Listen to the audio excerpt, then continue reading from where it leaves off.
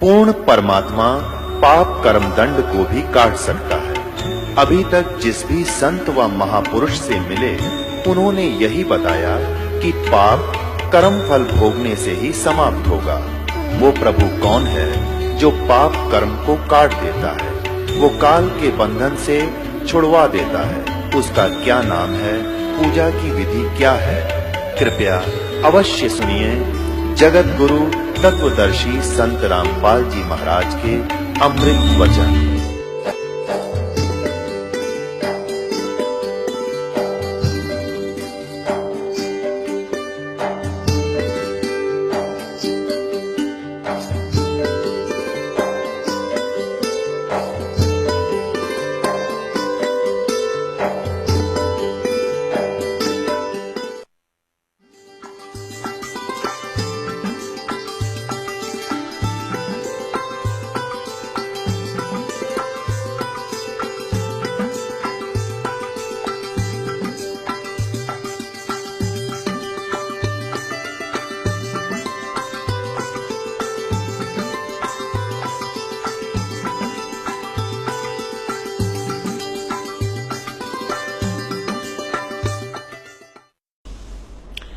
अब तत्व ज्ञान परमात्मा कहते हैं, जो हम तत्व ज्ञान बताते हैं, भक्ति शास्त्र अनुसार बताते हैं, इसने तो सुनकर राजी नहीं। और बाकी कितनी ही इसके पीठ पर लाद दे ये गलत साधना, सारिया ने गधे की तरह खींचे चला जाएगा। पेट पलनिया भी चल पड़ेगा, नंगे पैरा भी वहां पहुंच जाएगा, छाले भी पड़ जाएंगे, और कह दे इसने, और खड़ा होकर तप कर ले, पैर सूज जाएंगे। इसको यूं कह दे भाई, जो शास्त्रों में लिखा है ऐसा लिखा है, नाम उठत नाम बैठत नाम सोवत जागबे, नाम खाते नाम पीते नाम सेती लागबे। परमात्मा के भजन में हठ योग नहीं है किसी सदग्रंथ के अंदर, और जो हठ योग करते हैं उनको बड़ा दुष्ट कहा है। गीता जी के अध्याय नंबर 16 और 17 में यही निर्णय ज्ञान दिया है। तो यहां यही बताना चाहते हैं कि आत्मा रो रही है, कहती है मैं तो दे दी बालम बैरे नू, और संसारी दी गल्ला चिन्ह ना बूझे शब्द जो गहरे नू। एक जनसाधारण नू कह दे भाई वहां पूजा, वहां उस धाम पर चला जा, और वहां एक जाटी का धागा बांध का आया करते हैं, और तेरा पोता हो जाए या छोरा हो जाए, जब खोल काना हो। अब 1000 आदमी जाएंगे, उसमें 10 का तो स्वाभाविक छोरा या लड़का हो जाएगा, कोई काम सरेगा। तो 20 बताता फिरेगा वो, मैं वहां गया था, धागा बांध का आया था, अरीब उसने खोल लड़ जाऊंगा, मेरा छोरा हो गया, लड़का हो गया। तो परमात्मा कहते हैं उनकी गल ने तो उनकी बातों को तो तुरंत पकड़ लेगा। और हम जो ये गूढ़ ज्ञान बता रहे हैं, गहरा शब्द बता रहे हैं, इसको नहीं सुनता। मुर्दों से ती प्रीत लगावे ना, जाने सतगुरु मेरे नु। मुर्दों से ती, जैसे गांव कहीं देख लो, शहर में आसपास कोई बाबा मर गया, उसकी मेड़ी बना करके, और उसने नाम मान 5 पीढ़ी तो पूजने लग रहे, उस मरे हुए उस बनाए हुए स्थान को पूजते आ रहे। अब पुण्यात्मा मान लीजिए आपका जो पहले जो बाबा वहां रहा करता कोई संत, और वो अच्छा था, सिद्धि युक्त था, वो काम भी सरते थे उस टाइम, तो अब तो वो है ही नहीं। जैसे कोई वैद्य हो, पहले कोई वैद्य था और वो नब्ज देखता था, रोग की दवाई दे देता था, लोग स्वस्थ हो जाते थे, रोगी स्वस्थ हो जाते थे, बिल्कुल ठीक है। अब वो वैद्य की मृत्यु होगी, उसकी यादगार बना दी। अब वहां जाते हैं, मत्था टेकते हैं, उसकी आरती करते हैं, परिक्रमा करते हैं, और कहें कि ये वैद्य अब हमारे रोग खत्म कर देगा, नहीं। वैसा ही वैद्य ढूंढना होगा जिस वैद्य की इतनी महिमा होगी कि उसको आज तक याद किया जा रहा है। वैसा ही वैद्य जहां जीवित मिले, वर्तमान में जहां वह बैठा है नब्ज देखेगा, आपको औषधि देगा और खाने पीने का परहेज आदि आपको बताएगा। उस वैद्य से आपका रोग नष्ट होगा। उस पूर्व मरे हुए, उस मृत्यु प्राप्त वैद्य की उस यादगार पर जाने से, मत्था टेकने से, वहां परिक्रमा करने से आप स्वस्थ नहीं हो सकते। ठीक इसी प्रकार कहते मुर्दों से ती प्रीत लगावे न जाने सतगुरु मेरे नु। उन मरे हुओं से तो प्यार कर रहा है और जिंदा जो संत सतगुरु आवाज लगाता है उसको नहीं सुनता, उसकी बात पर विश्वास नहीं करता।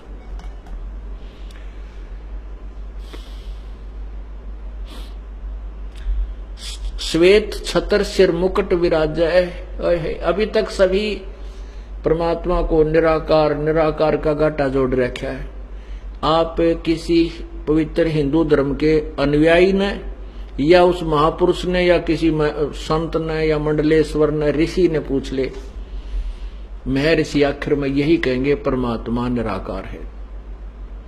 विष्णु जी या शिव जी या कृष्ण जी का पुजारी भी अगर आप उससे बात करोगे भगवान कैसा है, कहते परमात्मा तो निराकार। फिर विष्णु जी की मूर्ति किस लिए रखी है तूने?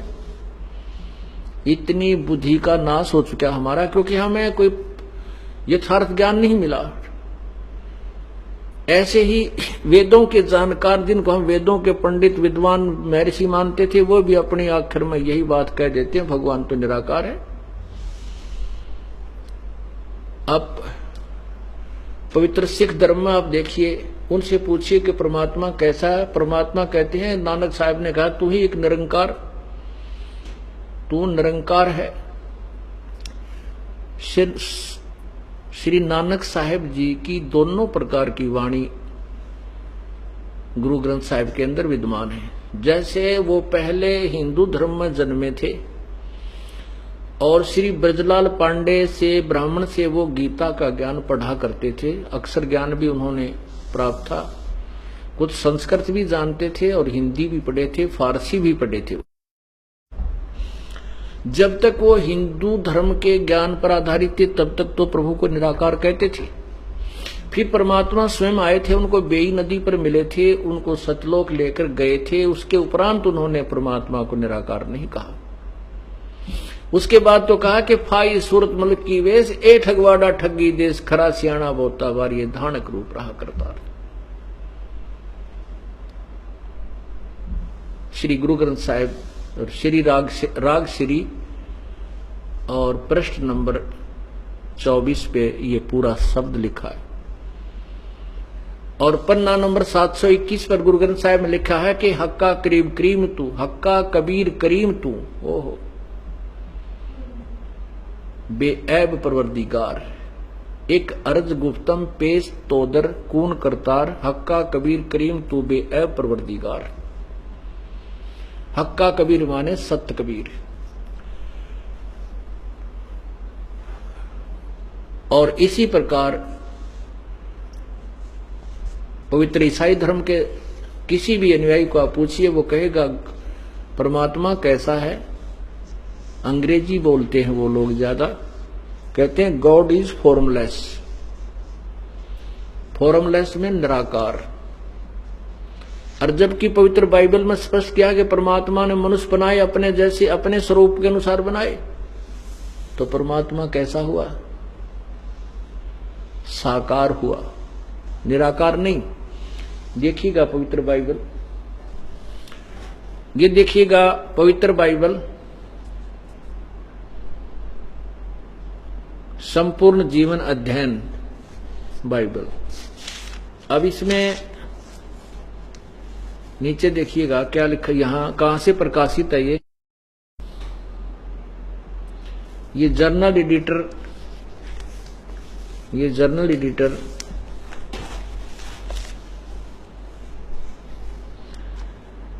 डॉनलैंड सी स्टैम्प्स MADDV। आगे देखिए कहां से प्रकाशित है, life public publishers international, Springfield mister USA printed in India. अब इसके प्रश्न नंबर 4 पर देखें। ये उत्पत्ति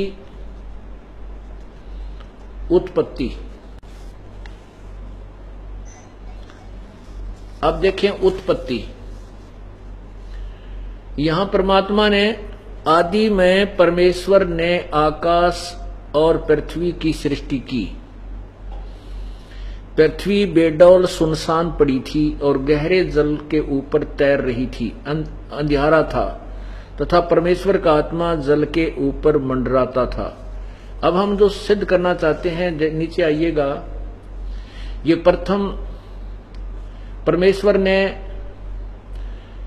उजियाले को दिन और अंधियारे को रात कहा, सांझ हुई फिर भोर हुआ। ये इस प्रकार पहला दिन, नीचे देखो, ये सांझ हुई भोर हुआ, फिर दूसरा दिन आगे देखो, फिर तीसरा दिन नीचे देखो,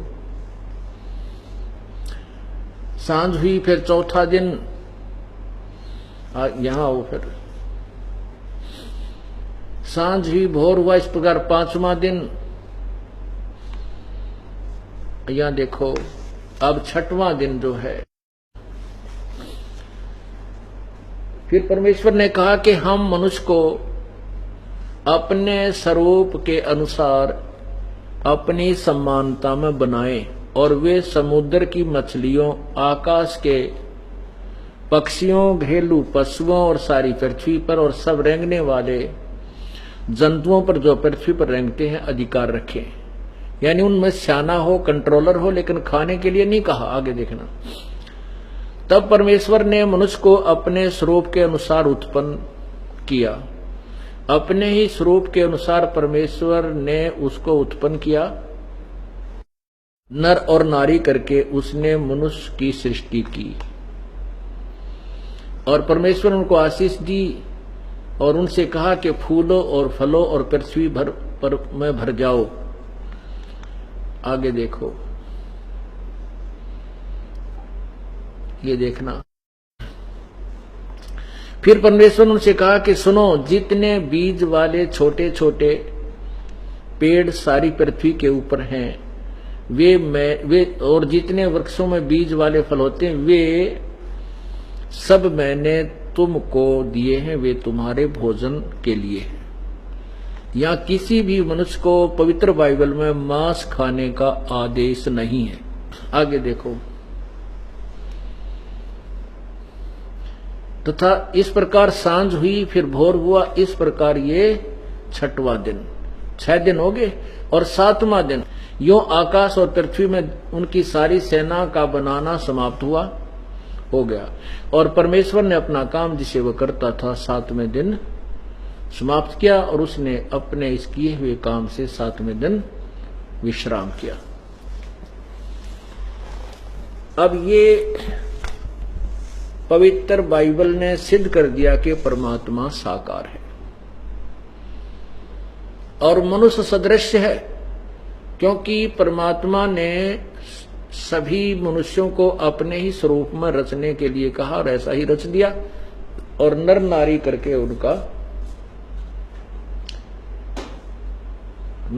करके उनकी सृष्टि की।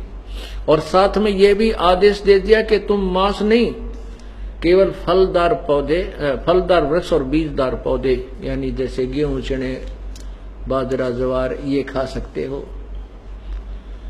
और भगवान जो पूर्ण परमात्मा है, वो पूर्ण परमात्मा ने 6 दिन में सृष्टि रची, 7वें दिन अपने तख्त पर जाकर विश्राम किया। उसके बाद यदि पवित्र बाइबल में कहीं मांस खाने का आदेश है तो पूर्ण परमात्मा का नहीं, वो किसी और देव का है और वो उसका अनुसरण नहीं करना हमने। जैसे जैसे एक उदाहरण देते हैं कि एक व्यक्ति की किसी थानेदार से दोस्ती थी, थानेदार से, एसएचओ से मित्रता थी। उस व्यक्ति ने अपने मित्र एसएचओ यानी थानेदार से कहा कि मेरा पड़ोसी मुझे बहुत तंग करता है, नहीं मानता, मैंने सब प्रार्थना की है, वो बहुत परेशान करता है। तो उस एसएचओ ने अपने मित्र से कह दिया कि मार लठ उसके माप देख लूंगा। अब उस व्यक्ति ने अपने एसएचओ उस थानेदार मित्र के आदेश का पालन करके अपने गवांडी के अपने पड़ोसी के सिर में लठ मारा, लागते वो मर गया, मृत्यु होगी। अब उसने संविधान तोड़ दिया राजा का, एक अधिकारी के कहने से। राजा का अधिकार था कि राजा का जो कानून है, नियम है कि यदि कोई किसी की हत्या करता है तो उसको सजाए मौत होती है, दी जाती है। अब उस नालायक ने, उस अनजान ने अपने एक अधिकारी मित्र के आदेश का पालन करके राजा के नियम का भंग कर दिया, तो जिस कारण से उसको सजा मिली, सजाए मौत हुई। राजा का संविधान था, राजा का संविधान है कि कोई किसी की हत्या करता है तो उसको सजा मिलेगी या 20 साल की सजा होगी, कैद होगी। और उसके मित्र थानेदार ने उसको कह दिया मार लठ माप देख लूंगा। तो उसका आदेश पालन करने से राजा का संविधान तोड़ दिया, उसको सजा मिली। ठीक इसी प्रकार पवित्र सदग्रंथ, जैसे पूर्ण परमात्मा यानी भगवान का आदेश है कि किसी भी प्राणी को, किसी भी मनुष्य ने कोई मांस नहीं खाना, केवल फलदार वृक्ष तुम्हें दिए हैं और बीजदार पौधे, नथिंग एल्स। और यहां तक आगे लिखा है इसी में कि जितने भी प्राणी हैं उनके भी मांस खाने का आदेश नहीं है, वो भी घास वाले पौधे, ये छोटी छोटी झाड़ियां आदि ये खा सकते हैं। पुण्यात्मा, सतयुग में शेर भी मांस नहीं खाते थे। प्रारंभ में जब सतयुग प्रारंभ होता है, वो इतने अच्छे वृक्ष होते हैं उस समय कि पंजे मार करके, कुछ ऐसे पेड़ हैं जिनमें से बहुत अच्छा शरबत जैसा पदार्थ निकलता है, उसको शेर आहार किया करते थे। अब उनका परमानेंट आहार मांस बन गया। आप देख लीजिए, हमारे पवित्र हिंदू धर्म के अंदर कोई भी मांस छूता नहीं था। और मुसलमानों को हिंदू धर्म के श्रद्धालु इसलिए बुरा मानते थे कि वो मांस खाते थे। अब हिंदू धर्म में मांस शायद सबसे ज्यादा खाने लगे। ऐसे ही पवित्र सिख धर्म के अंदर कोई मांसाहार नहीं करता था, और किसी भी सदग्रंथ में या किसी गुरु ग्रंथ साहिब में कहीं पर प्रावधान नहीं है, बल्कि इसके मांस खाने वालों को महापामर प्राणी कहा है। और अब देख लो, मेरे ख्याल में सिख धर्म सबने माफ कर गया मांस खाने में। अगर और समय में 100-200 वर्ष के बाद कोई ये कहेगा कि हमारे पूर्वज श्री नानक जी और वो 10 बादशाह कभी मांस नहीं खाते थे, कोई नहीं मानेगा। इसी प्रकार सतयुग में शेर मांस नहीं खाते थे प्रारंभ में। मनुष्य का तो कहना ही क्या है। तो यही समझ लेना चाहिए कि परमात्मा जो पूर्ण ब्रह्म है, उसने 6 दिन में सृष्टि रची और इस काल के को संभाल दी इसकी, और आप सतलोक में जाके विराजमान हो गया, अपने तख्त पर बैठ गया। अब इसी का प्रमाण पवित्र कुरान शरीफ देखिए, सूरत फुरकानी 25 आयत नंबर 52 से 59 में स्पष्ट किया है।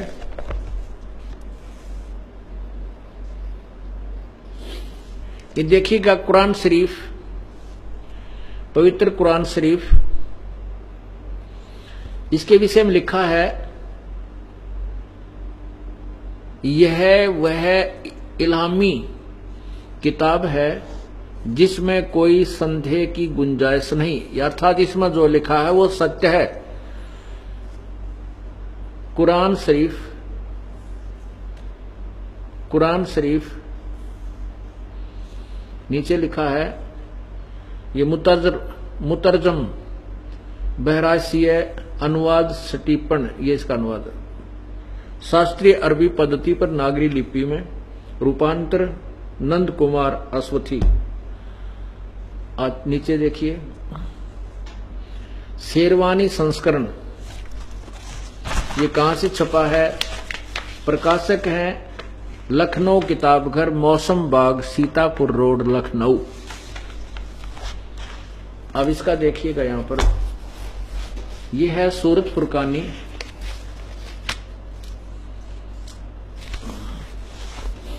सूरत फुरकानी 25, और प्रश्न नंबर देखना इधर,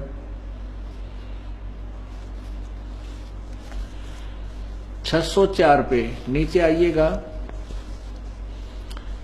पहले हम ये संस्कृत ये देखते हैं फारसी। ये आयत नंबर 51 देखिएगा, फला तुतियल काफिरिन व जिहादम बही जिहादन कबीरन, ये कबीरन शब्द 52 में।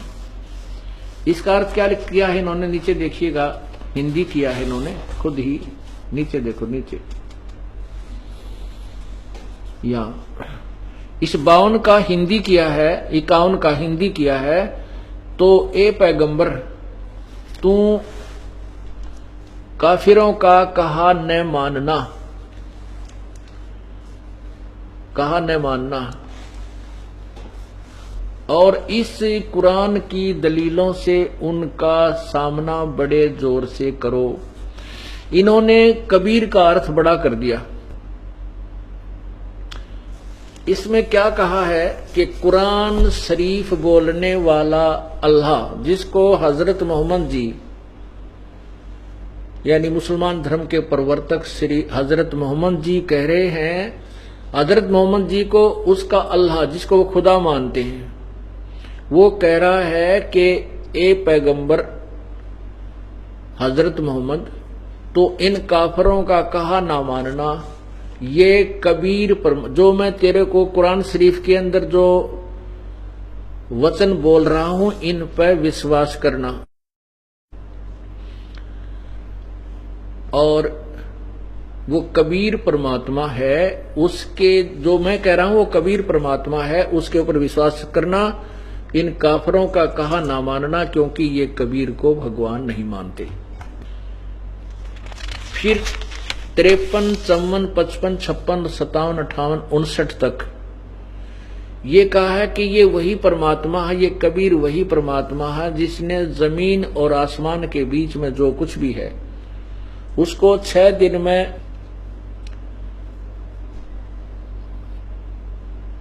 रचा और 7वें दिन विश्राम किया। अब देखिएगा, अब 53 नंबर देखो,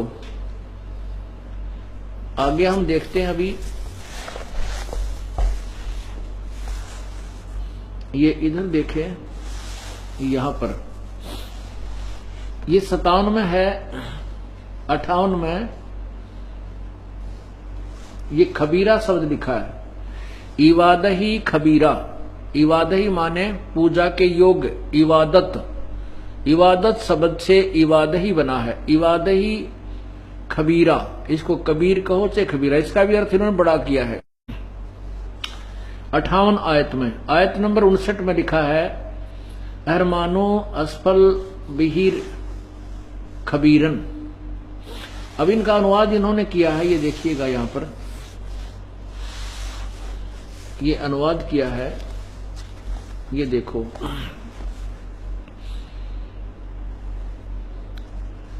ये अब 57 का जो 58 में देखो, ए पैगंबर, हजरत मोहम्मद का खुदा कह रहा है, ए पैगंबर,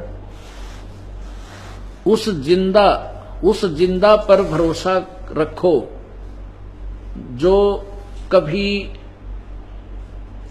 मरने वाला नहीं है, अर्थात वो वास्तव में अविनाशी है, और तारीफ के साथ उसकी पाकी बयान करते रहो, और अपने बंदों के गुनाहों से वह काफी खबरदार है। यहां इन्होंने कबीरा का अर्थ बड़ा कर दिया, काफी, बहुत नहीं। वो कबीर परमात्मा अपने बंदों के अपराधों को माफ कर देता है, उनका गुनाहों को से खूब परिचित है, अक्षमा कर देता है, इसका वास्तविक अर्थ ये बनता है। फिर भी 59 में क्या कहा कि जिसने आसमान और जमीन के और जो कुछ उन आसमान और जमीन और जो कुछ उनके बीच में है सबको 6 दिन में पैदा किया। फिर तख्त पर जा विराजा, वह अल्लाह बड़ा, वह अल्लाह कबीर। वो अल्लाह कबीर, बड़ा का अर्थ कबीर, इन्होंने कबीर का अर्थ बड़ा कर दिया। हम कहते हैं वह अल्लाह कबीर, रहमान है, दयालु है। और तो उसकी खबर, उस कबीर नामक परमात्मा की खबर किसी बाखबर इल्म वाले से पूछ देखो।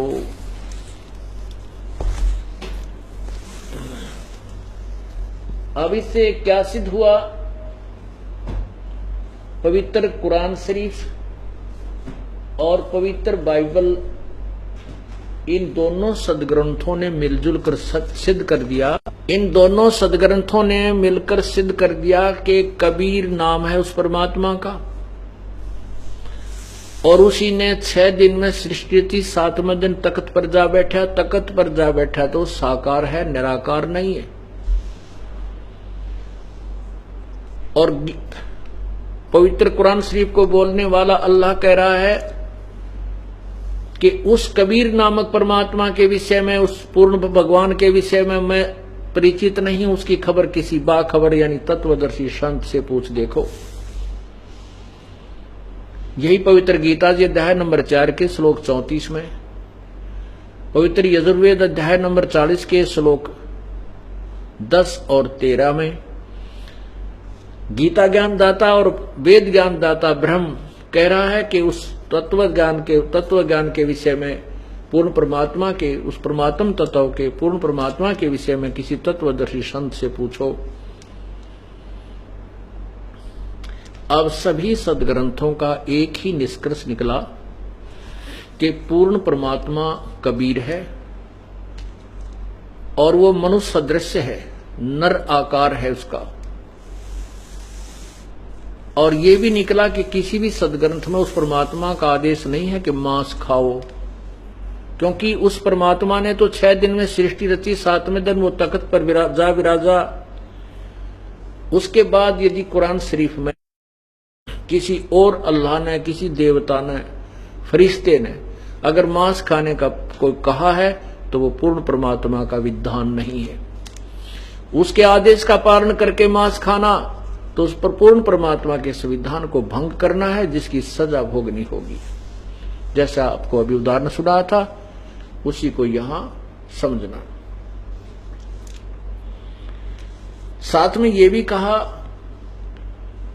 कि वो उस परमात्मा के, जो कबीर परमात्मा है, जो हजरत मोहम्मद जी को कहा है कि जो तुझे जिंदा रूप में मिला था उस जिंदा पर भरोसा करना। जिंदा महात्मा, मुसलमानों में जिंदा महात्मा होते हैं, एक सिर के ऊपर काला टोप पहनते हैं, ऊंचे चोटे वाला गोल गोल सा, और एक पूरा ओवर कोट पहनते हैं जो घुटनों से भी नीचे तक का होता है, और एक अपना कच्छा पहनते हैं। तो उसको जिंदा महात्मा कहते हैं। और वो परमात्मा जिंदा महात्मा के रूप में मिलता है। हजरत मोहम्मद जी को मिले थे कबीर परमात्मा, कहते हैं हम मोहम्मद को वहां ले गए हो, इच्छा रूपी वहां नहीं रहो। उल्ट मोहम्मद महल पठाया, शरीर में भेज दिया, और गुज बीरज एक कलमा लाया। रोजा बंग नमाज कही रे और देई रे, और बिस्मिल की नहीं बात कही रे। कहते हजरत मोहम्मद ने भी मांस खाने के लिए या किसी गौ या बकरे को बिस्मिल करने के लिए नहीं कहा। हाँ, रोजा और नमाज करने की तो उन्होंने कहा। और साथ में ये बताते हैं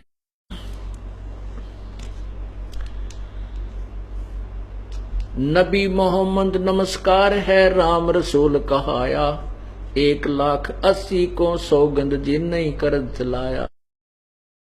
अर्श कुर्स पर अलय तकत है, खालक बिन नहीं खाली, वो पैगंबर पाक पुरुष थे साहिब के अब्दाली। वो 1,80,000 पैगंबर, 1,80,000 अनुयायी हुए थे हजरत मोहम्मद जी के। कहते उन 1,80,000 को सौगंध जिन नहीं कर चलाया, जिन्होंने कोई भी मांस नहीं खाया। अब इस धर्म को हो गए 1200-1300 वर्ष। अब किसी का यकीन नहीं हुआ कि हजरत मोहम्मद जी मांस नहीं खाते थे। और सिख धर्म को देख लेना, जब 1000-1200 वर्ष हो जाएंगे कोई भी न्यू नहीं मानेगा कि नानक साहब जी मांस नहीं खाते थे। अब पर दस जाएगी कि वो भी खाते थे, न्यू कहने लग जाएंगे, यानी दंत कथा बन जाएगी। तो कहने का हमारा भाव ये है कि इस तत्व ज्ञान को बार बार समझाना और कहना उद्देश्य यही है कि हम पूर्ण परमात्मा को और तत्व ज्ञान को, यथार्थ मोक्ष मार्ग को पहचान कर अपना कल्याण करवाएं। अब इनसे दोनों सदग्रंथों ने, तो तीनों सदग्रंथों ने, तीन धर्मों में सिद्ध हो गया कि परमात्मा साकार है। अब आपको यजुर्वेद के अंदर दिखाते हैं परमात्मा सशरीर है। अब ये चारों तीन धर्मों में सिद्ध है, चौथा धर्म आपके समक्ष और प्रस्तुत करते हैं। और सभी धर्मों के जो मार्गदर्शक वर्तमान के, पूर्व वाले नहीं, उन्होंने सही बताया है, वर्तमान के जो मार्गदर्शक हैं वो हमें सच्चाई से परिचित नहीं करा सके। अब देखिएगा यजुर्वेद,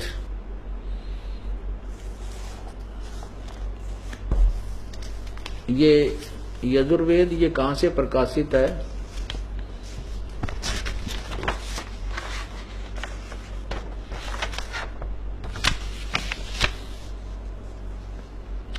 प्रकाशक है सार्वदेशिक आर्य प्रतिनिधि सभा 2/5 महर्षि दानंद भवन, रामलीला मैदान, नई दिल्ली से।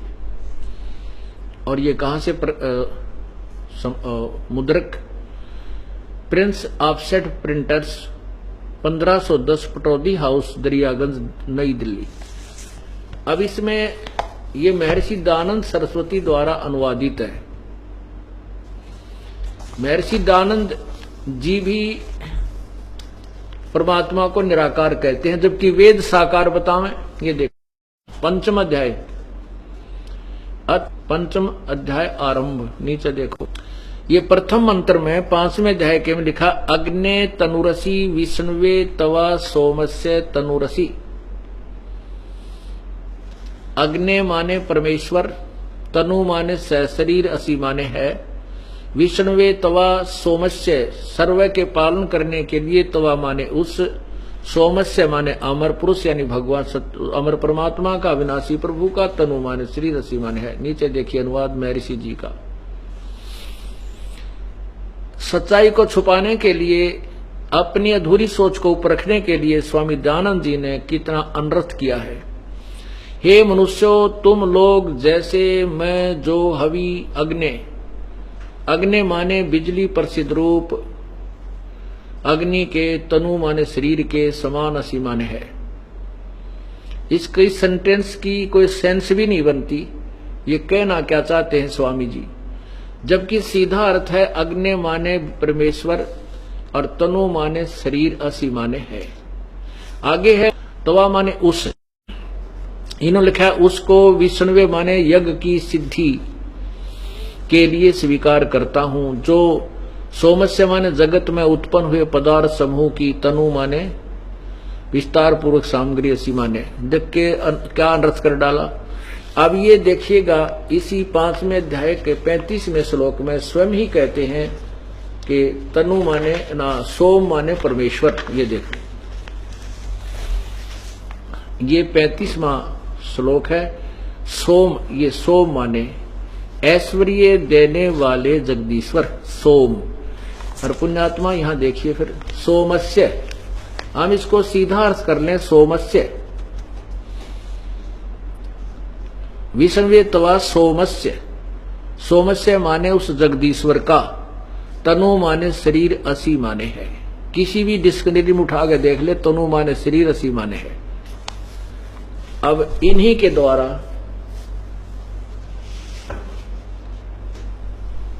अब एक सत्संग के अंदर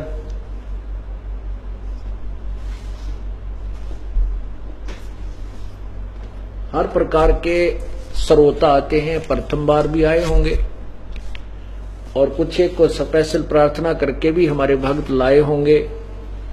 इसलिए उनको भी पूर्ण रूप से समझाने के लिए कि अग्नि माने परमेश्वर होता है। ये स्वामी दयानंद जी ने सत्यार प्रकाश के प्रारंभ में लिखा है कि जहां अग्नि शब्द हो उसको परमेश्वर मानिए। और इन्हीं के आधार से ये देखिएगा, ये यजुर्वेद और सामवेद इकट्ठे ही जल्द किए हैं। यजुर्वेद और सामवेद इकट्ठे जल्द किए हैं। यजुर्वेद का अनुवाद महर्षि दयानंद ने किया है और सामवेद का अर्थ एक आर्य समाजी आचार्य ने किया। देखिएगा ये कहां से है, यह प्रधान कार्यालय दयानंद संस्थान वेद मंदिर महात्मा वेद भिक्षु सेवा आश्रम मुखमेलपुर दिल्ली। नीचे कहां से छपा है ये, मुद्रक कौन है, दयानंद संस्थान नई दिल्ली का प्रकाशन। नीचे लिखो, देखो ये है, प्रकाशक है पंडिता राकेश रानी, अध्यक्ष दयानंद संस्थान 2286 आर्य समाज मार्ग करोल बाग नई दिल्ली। इसमें अग्नि माने ये सामवेद में, ये देखिएगा ये सामवेद यहां से प्रारंभ होता है। इसमें प्रथम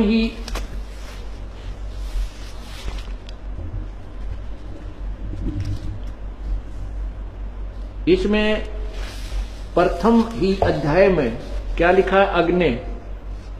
देखो ध्यान से, अग्नि माने हे परम ईश्वर।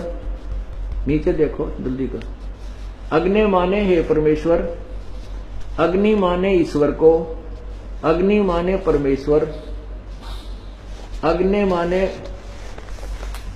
परमेश्वर, अग्नि माने हे ईश्वर, अग्नि माने हे ईश्वर। ये देखो अग्नि माने हे ईश्वर। आगे देखो,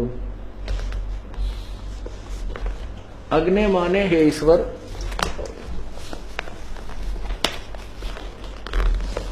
अग्नि माने हे परमेश्वर। आगे देखो इस साइड में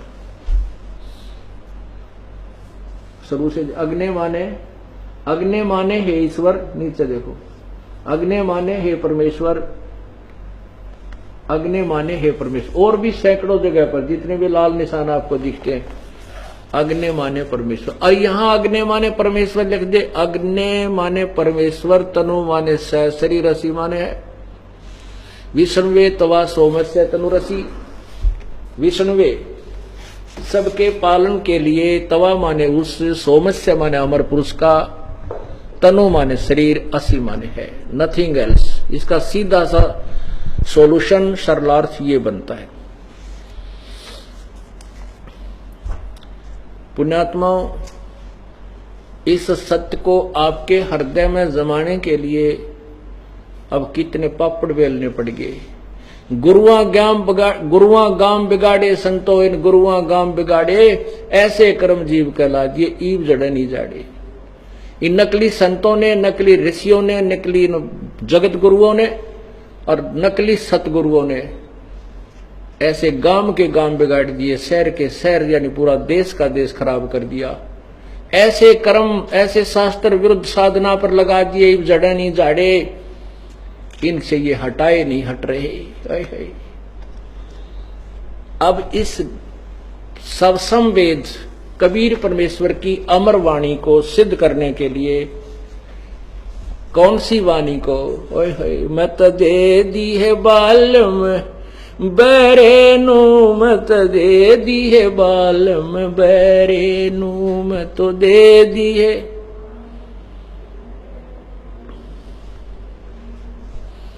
श्वेत छतर सिर मुकट विराज, देखत ना उस चेहरे नू। श्वेत छतर सिर मुकट विराज, देखत ना उस चेहरे नू।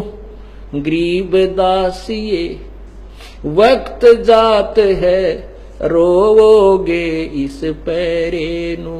गरीब दासिये वक्त जात है, रोवोगे इस पैरे नू मैं तो दे दी है बालम, दे दी है बालम बैरे नू मैं तो दे दी है।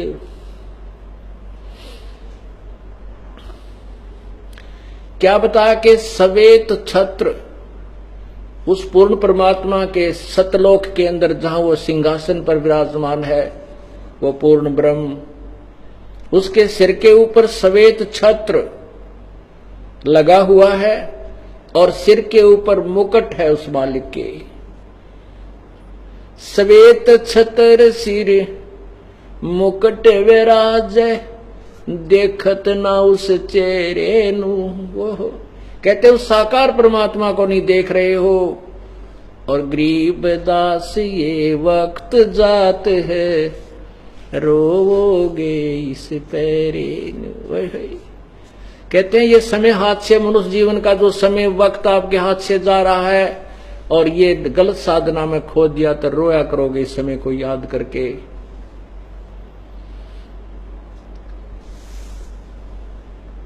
ऊंची थलियां खेती बोवे, ये भूल गए नजर डरे नू।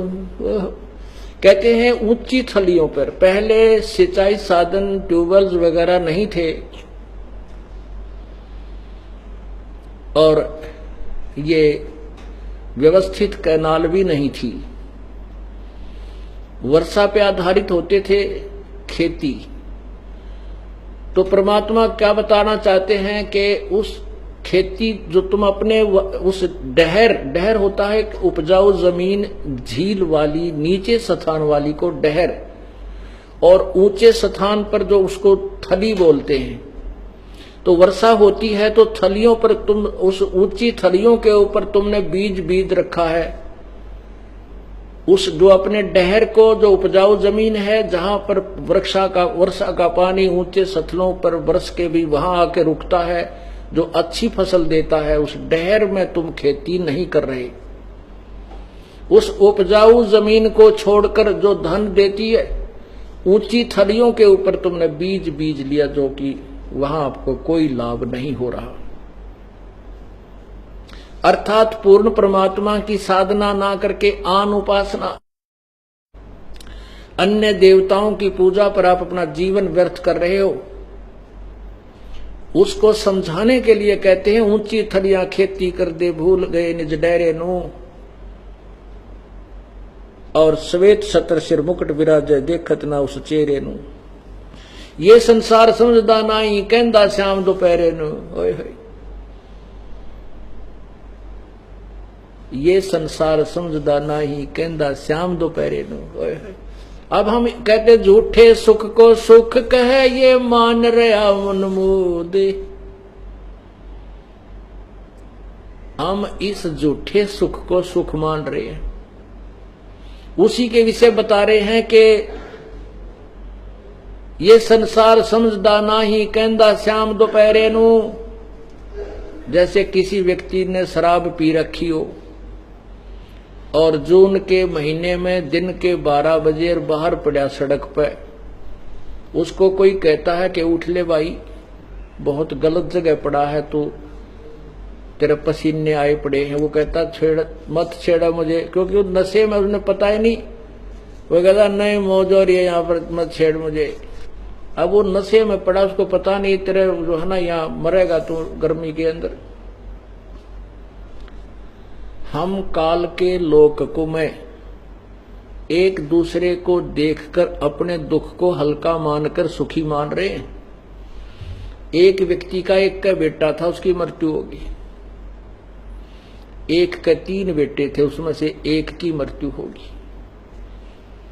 अब जब व्यक्ति इकट्ठे होते हैं, किसी के मृत्यु होती है, तो चर्चा चलती है कि देख भाई उस फलाने व्यक्ति का एक का बेटा था बेचारे का, वो भी मर गया।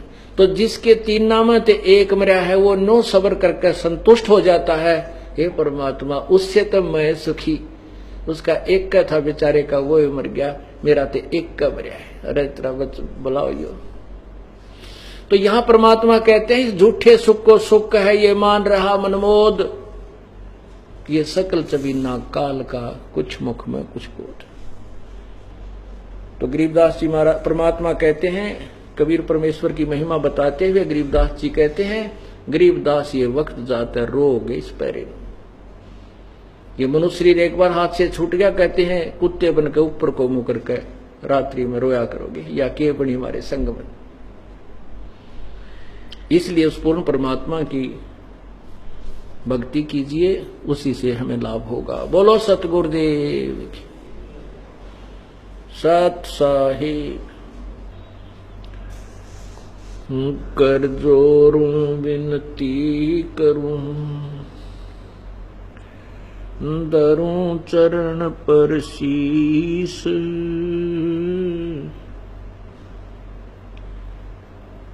गुरु राम देवानंद जी महाराज ने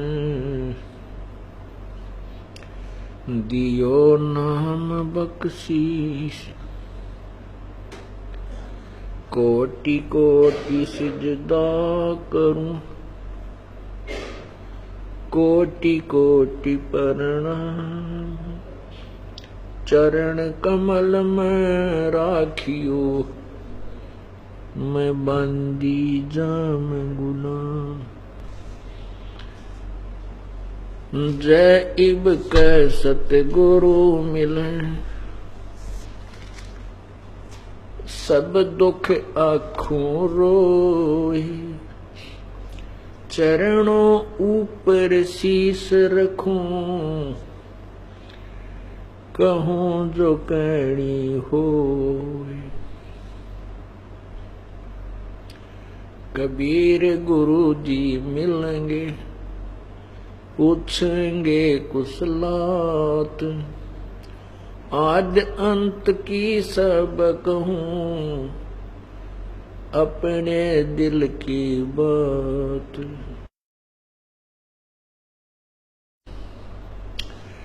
गुरु जी तुम ना भूलियो, चाहे लाख लोग मिल जाएं। हमसे तुमको बहुत हैं, तुमसे हमको नहीं।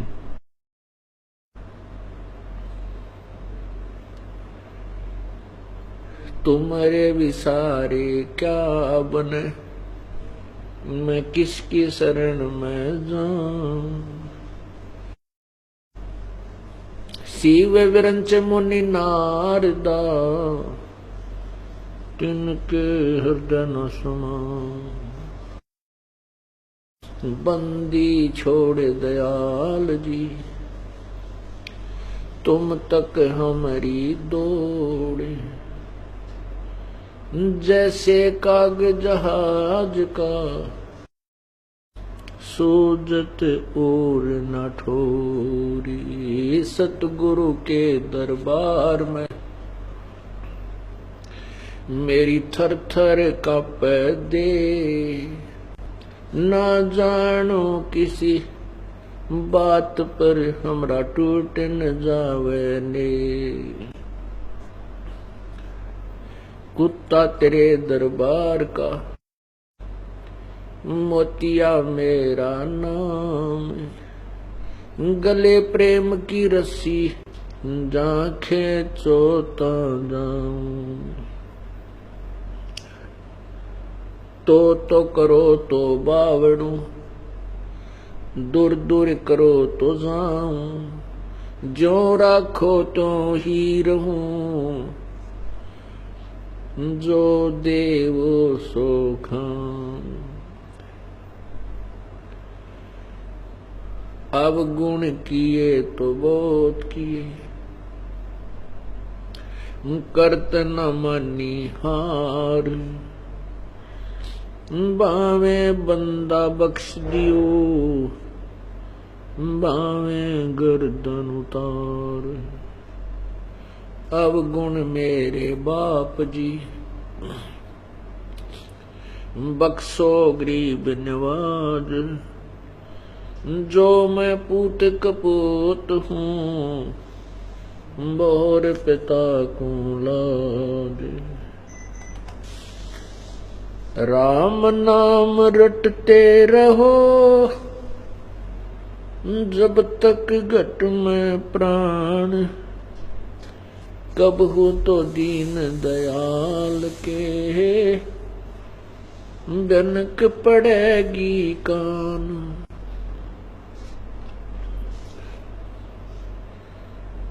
मानुष जन्म दुर्लभ है ये मिले न बारंबार,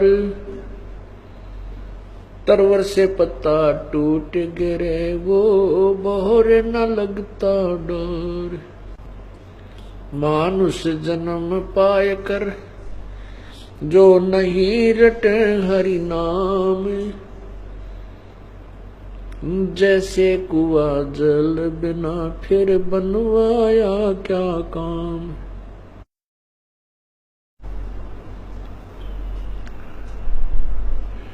राम रटत कोड़ी भलो चू चू पड़े जो चाम, वो सुंदर शरीर किस काम का जा मुख नाही नाम। राम रटत दारिद्र भलो टूटी घर की छान, वो कंचन मैल किस काम के जहाँ भक्ति नहीं भगवान।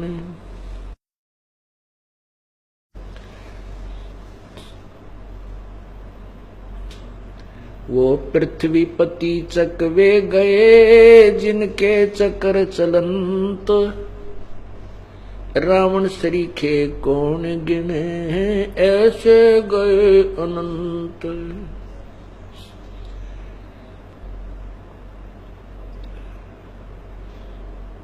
राम रटत कन्या भली साकट भलो न पूत, बकरी के गल में गल थना जिसमें दूध ना मूत। परमपिता परमात्मा सारी सृष्टि के रचनार कुल मालिक कबीर परमेश्वर, हम काल जाल में फंसी हुई अज्ञान आत्माओं को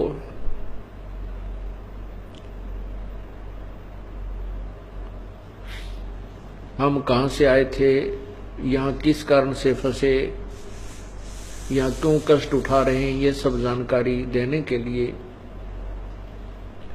स्वयं आते हैं। फिर वो अपना एक तत्व ज्ञान यहाँ छोड़ जाते हैं और फिर अपने संदेशवाहक अपने दासों को भेजकर हमें रह रह कर जगाते रहते हैं। लेकिन हमारे ऊपर इस काल की त्रिगुणमयी माया का इतना दबाव हो चुका है कि हम बार बार जगाने पर भी नहीं जागते हैं। वो परमात्मा हमें रह रह कर समझाता है,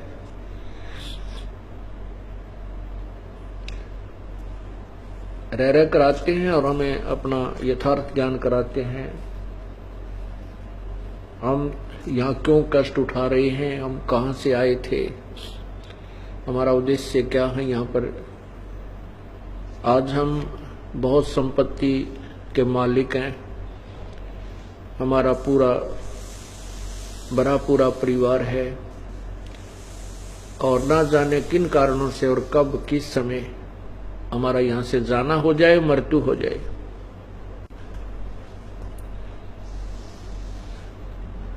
फिर हम क्या करते हैं, कहाँ जाते हैं, क्या वो परिवार अपना था, क्या वह संपत्ति अपनी थी,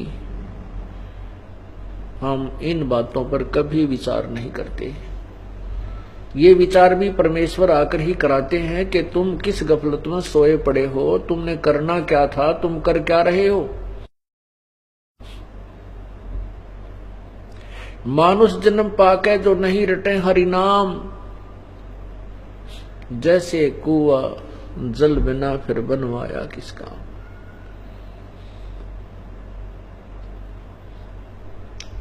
परमात्मा कहते हैं राम रटत कोढ़ी भलो। कोढ़ी जिसको कोढ़ लगा हो, कुष्ठ रोग युक्त व्यक्ति बहुत परेशान होता है और कहते हैं उसका चू चू पड़े जो चाम, उसका कट कट के चाम पड़ रहा है, गिर रहा है। यदि वो भी परमात्मा की भक्ति कर रहा है तो उस व्यक्ति से वो अच्छा है जो सुंदर शरीर युक्त है, स्वस्थ शरीर है और परमात्मा याद नहीं करता है।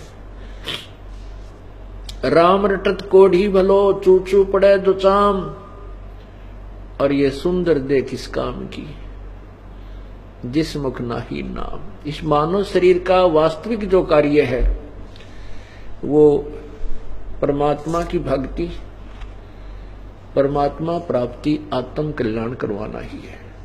बाकी जो कर्म हम करते हैं इस भगवान की भक्ति के अतिरिक्त, बाकी तो चींटी से लेकर हाथी तक यही काम करता है। उसमें भी वो भी संतान उत्पत्ति करते हैं, ऐसे बच्चों में उनकी ममता होती है, सारा दिन पेट के लिए ही इधर उधर भटकते रहते हैं, नथिंग एल्स, और कोई इसके अतिरिक्त कोई काम नहीं। यदि हम मानुष जन्म पाकर भी यही कर्म करें तो फिर इस मनुष्य जन्म की आवश्यकता ही क्या थी, भगवान ने एक योनि और बना देता। हम इस मनुष्य जीवन के मूल उद्देश्य को भूलकर वही अन्य प्राणियों वाले कर्म ही कर कर अपना जीवन नष्ट कर जाते हैं। इसका कारण यह है कि हमें यथार्थ ज्ञान नहीं मिलता। वैसे तो प्रचारक, उपदेशक, संत की पदवी अपने संत नाम धर के सतगुरु कहलाते हैं। ये बहुत प्रचार भी करते रहते हैं, गांव गांव में ढोलकी पीटते रहते हैं और भी बड़े बड़े आश्रम बना करके विशेष बनाए बैठे हैं करोड़ों और लाखों की संख्या में, लेकिन उनके पास ना तत्व ज्ञान है, ना उनकी शब्द में शक्ति है, और न ही वो जीव उद्धार कर सकते, न ही वो समाज सुधार कर सकते। जीव उद्धार, आत्म कल्याण और समाज सुधार भी परम संत की ही कृपा से, परमात्मा की रजा से उसके अंदर शब्द शक्ति होती है, तभी संसार बुराई भी त्याग सकता है, त्यागेगा, और आत्म कल्याण भी उसी विधि से होगा। ये ऐसा ही यही कारण रहा है कि पूरे गांव के गांव, देश का देश बिगड़ गया, कोई भक्ति नहीं चाहता, केवल पेट भरने के धंधे में अपना सारा दिन खो देते हैं और उसी को अपना परम कर्तव्य मान बैठे हैं। क्योंकि हमारे साथ ये बीती हुई कहानी है, अब याद आती है, भगवान ये कैसे बिजली गिरी। हम जिस गांव में दास का जन्म था, जिस परिवार में कहीं रिश्तेदारी में जाते थे, कोई भी राम नाम की चर्चा करने वाला हमने नहीं मिला। अच्छे आदमी थे, भगवान से वैसे बुराइयों से डरने वाले थे, बचे हुए थे। अपना वो इतना ही जानते थे कि अपना कर्म करे, किसी का कोई दुख ना दे, किसी को चोरी ठगी नहीं करे, इतना तो वो बस मानते थे, लेकिन परमात्मा के आसपास नहीं थे। और यदि प्रभु की रजा ना होती तो हम भी उसी टोल में रल गए थे, हम भी उसी में चल रहे थे, उस वही सारी की सारी वही पकड़ जाते, सारी लाइन। ये परमात्मा ने रजा बख्शी, हमारा वो नशा उतार दिया जो माया का हो गया था। अज्ञानता का अंधेरे में हम वो माया की नींद में सोए पड़े थे।